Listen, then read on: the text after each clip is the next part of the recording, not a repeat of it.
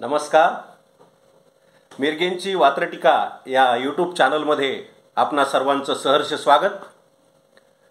खूप सुंदर असा प्रतिसाद माझ्या या यूट्यूब चॅनलला वात्रटिकेचा मिळालेला आहे. जेमतेम सुरुवात केल्यापासून 25 दिवसही झालेली नाहीत. 125च्या वर सबस्क्राईब झालेले आहेत. हजारो यू याला आहेत. शेकडो शेअर लोकांनी केलेला आहे आणि निश्चितच सर्वांना माझं हे यूट्यूब चॅनल आवडलेलं आहे हे त्यांच्या कमेंटवरून दिसून आलेलं आहे. गेल्या 2 दिवसापासून मी अखिल भारतीय मराठी साहित्य संमेलनातलं वास्तव माझ्या लेखणीतून समोर आणलेलं आहे.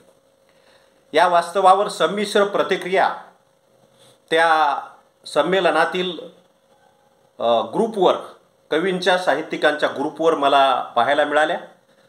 अनेक लोक माझ्या वात्रटिकेला दाद देत होते, परंतु ज्यांना कविकट्ट्यावर बोलावून सुद्धा ज्यांच्याकडून पैसे घेतले नाहीत, ज्यांची मोफत सोय करण्यात आलेली आहे, त्यांच्या प्रतिक्रिया थोड्या वेगळ्या होत्या.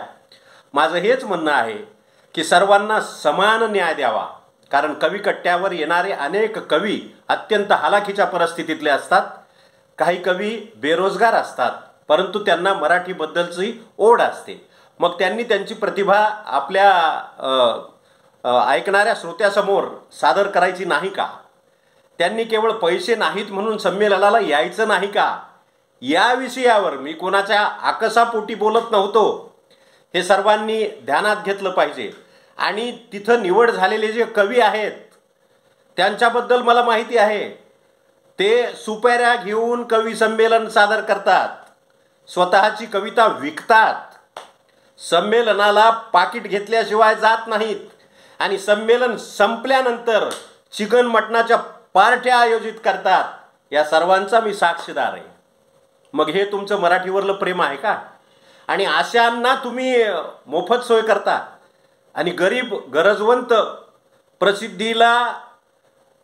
प्रसिद्धीसाठी ज्यांनी लेखणी हातात धरली आहे त्यांना तुम्ही उपेक्षित ठेवता. हा कुठला न्याय आहे? आणि तेही सरकारी खर्चावर. यामुळंच मी 2 दिवस या अखिल भारतीय साहित्य संमेलनाच्या वास्तव समोर जनतेसमोर आणलंय. माझ्या लेखणीतून त्याला वाचा फुडली. जे कधीच घडलं नाही ते मी जनतेच्या समोर आणलंय आणि हळूहळू याचा उद्रेक वाढतोय. गझल कट्टा वेगळा झालाय, विद्रोही साहित्य वेगळे झालेत, तालुक्यात साहित्यिकात 2 गट पडलेत. मग ही प्रस्थापितांची मुजोरी किती दिवस चालणार? कशामुळं? आणि शेवटी माझी आजची कविता वाचा. तुम्ही माझी आजची कविता वाचा की तुमची अवस्था कशी होणार आहे. अहो, समोर लोकच नसल्यावर तुम्ही काय सादर करणार? घ्या सरकारचं अनुदान, करा खर्च, लावा मंडप, लावा कमानी. तुम्हाला श्रोता तर पाहिजे, तुम्हाला दाद तर मिळाली पाहिजे जनतेची, तुमच्या मराठीचा प्रसार तर व्हायला पाहिजे. मग हे कसं शक्य आहे? त्याच्यासाठी तुम्हाला सर्वधर्म समभाव ठेवावा लागेल. कवीमध्ये मतभेद करून चालणार नाही. याच्यासाठी मी गेल्या 3 दिवस झगडतोय. माझं मत अनेकांना पटलेलं आहे आणि निश्चितच मी माझी लेखणी याच्या विरुद्ध चालू ठेवणार आहे. मी सुरुवातीच्याच दिवशी सांगितलं की मला माझ्या प्रसिद्धीची गरज नाही. मी ज्येष्ठ कवीमध्ये गेलोय आणि कुठल्याही संमेलनात न जाता गेलोय.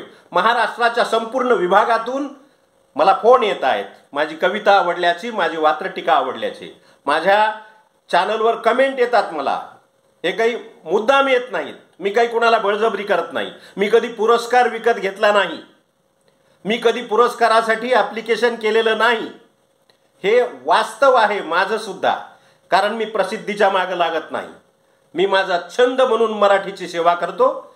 मी माझा छंद म्हणून मराठी प्रसाराबद्दल जिथं जिथं कार्यक्रम असतील त्या ठिकाणी विनामूल्य जर बोलावलं मला तर निश्चित माझी जायची तयारी आहे.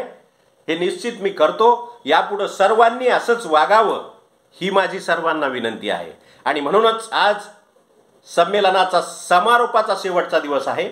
या समारोपाच्या शेवटच्या दिवशी मी माझी वात्रटिका याच विषयावर घेतलेली आहे आणि वात्रटिकेचं नाव आहे खरे ते एकची कर्म दुजांना थोर मानावे.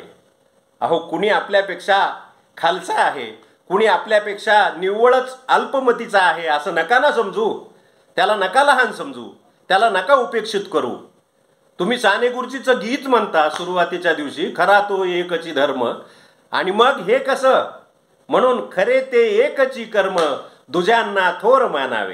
त्याच्या परीनं तो आपापल्या जागेवर महान आहे. हे सर्वांना पटलं पाहिजे. या शीर्षकाची वात्रटिका मी आपल्या समोर सादर करीत आहे. खरे ते एकची कर्म, दुजांना थोर मानावे. अखिल भारतीय साहित्य संमेलनाचा आज समारोप होत आहे. अखिल भारतीय साहित्य संमेलनाचा आज समारोप होत आहे. पण कट्ट्यासाठी निवडलेला कवी यातून कोणता धडा घेत आहे? अखिल भारतीय साहित्य संमेलनाचा आज समारोप होणार आहे, पण कट्ट्यासाठी निवडलेला कवी यातून कोणता धडा घेणार आहे? निवडलेली कविता श्रवणीयच असते, तरीही तिची अशी थट्टा का? आणि एका कवितेला वेगळी वागणूक आणि दुसऱ्या कवितेला कट्टा का? हेच मी म्हणायलो पहिल्या दिवसापासून. सरकारी खर्चावर मजा केलेले कवी याचं उत्तर कधी देतील काय? सरकारी खर्चावर आणि एरवी संमेलनाच्या सुपाऱ्या घेणारे कवी याचं उत्तर कधी देतील काय? आणि पुढच्या वेळी तोच चेहरा आणि तेच जॅकेट घेऊन पुन्हा येतील काय? सरकारी खर्चावर मजा केलेले कवी याचं उत्तर देतील काय? आणि पुढच्या वेळी तोच चेहरा आणि तेच जॅकेट घेऊन येतील काय? नव्या पिढीतल्या चांगल्या कवींना प्रोत्साहन कोण देणार आहेत? नव्या पिढीतल्या चांगल्या कवींना प्रोत्साहन कधी देणार आहात? की आयत्या पिठावर रेगोट्या मारायला पुढेही तुम्हीच येणार आहात? सुपाऱ्या घेऊन कविता म्हणणाऱ्यांनी आता श्रोता झालं पाहिजे. सुपाऱ्या घेऊन जे कार्यक्रम करतात ना, सुपाऱ्या घेऊन कविता म्हणणाऱ्यांनी आता श्रोता झालं पाहिजे. आणि कुणाला मोठं म्हणण्या एवढं मनानं मोठं होता आलं पाहिजे. सुपाऱ्या घेऊन कविता म्हणणाऱ्यांनी आता श्रोता झालं पाहिजे आणि कुणाला मोठं म्हणण्या एवढं मनानं मोठं होता आलं पाहिजे. फुकट स्वतःची लाल करून घेणं किती दिवस चालवणार आहात? फुकट स्वतःची लाल करून घेणं किती दिवस चालवणार आहात? कवी कट्ट्याला सरकारी खर्चाने पुन्हा कधी बोलावणार आहेत? फुकट स्वतःची लाल करून घेणं किती दिवस चालवणार आहात? आणि कवी कट्ट्यावाल्यांना सरकारी खर्चानं पुन्हा कधी बोलावणार आहात? द्या उत्तर या प्रश्नाची. माझी वात्रटिका आवडली असेल तर माझ्या यूट्यूब चॅनलला निश्चितच कमेंट करा, शेअर करा, लाईक करा, सबस्क्राईब करा. पुनश्च एकदा सर्वांना धन्यवाद देतो आणि मी आजच्या वात्रटिकेतून आपली रजा घेतो.